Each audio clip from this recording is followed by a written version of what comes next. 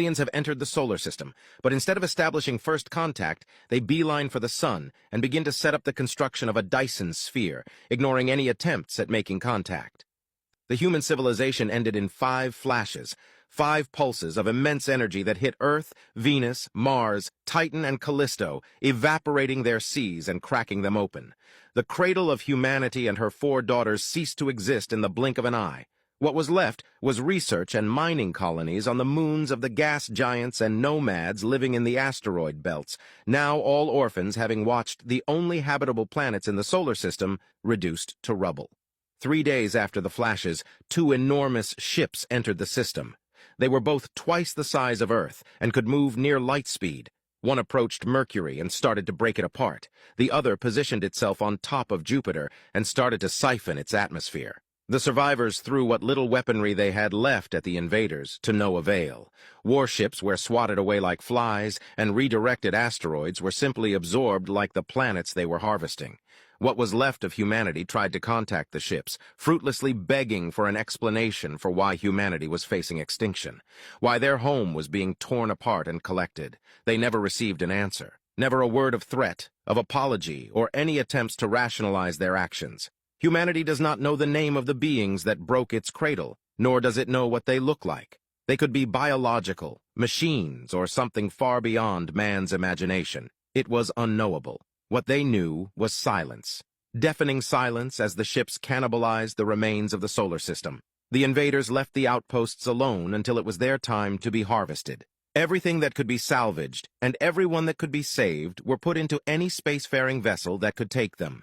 The invaders let them leave, paid them no mind as they formed haphazard flotillas of civilian vessels, mining ships, and decommissioned warships, all scrambling to reach the terrifying emptiness of the void beyond the broken solar system. The takers, as humanity called their evictors, had started to build a structure around the sun. They had stamped out the anthills, and to chase down the ants escaping their destroyed homes was simply not worth the effort. Some flotillas set course for nearby solar systems, trying to reach the settlements seeded by humanity's adventure amongst the stars. It would take 4 years for a message to reach Proxima Centauri, the nearest star, and 4 decades for the ships to reach it. Others decided to simply try their luck in the void, fearing that what had happened in Sol had happened elsewhere.